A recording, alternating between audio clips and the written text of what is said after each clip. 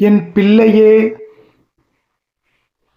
நீண்ட நாட்களுக்குப் பிறகு ஒரு அழகான வேண்டுதலை அமைதியாக பூஜை செய்து என் முன்னே இன்று வைத்துள்ளாய். உன் வாழ்வை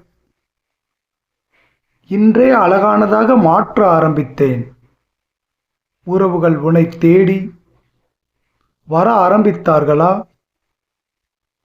எல்லோரும் உன்னிடம் சுமூகமாக நடக்க முயற்சித்தார்களா? நீ நடக்காது என்று நினைத்த நிகழ்வுகளை நான் நடத்த ஆரம்பித்துள்ளேன். பிரச்சனையில் முடியுமோ என்று நினைத்தவற்றையும் சுமூகமாக மாற்றியுள்ளேன்.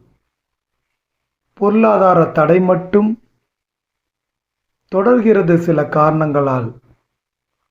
அடுத்து வரும் சஷ்டிக்குள் இந்த தடை நீங்கி ஒரு பெரிய பொருளாதார ஏற்றத்தை நோக்கி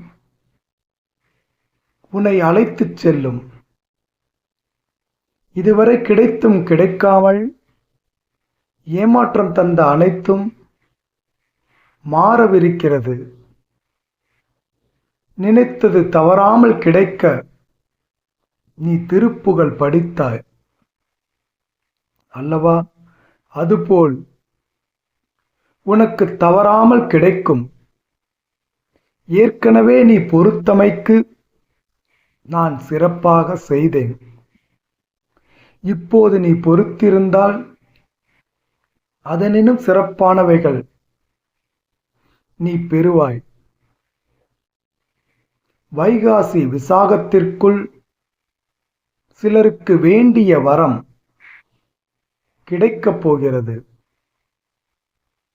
மகிழ்ச்சியாக இருப்பாய். அடுத்த சஷ்டிக்குள் அற்புதம் ஒன்று நடக்கப் போகிறது.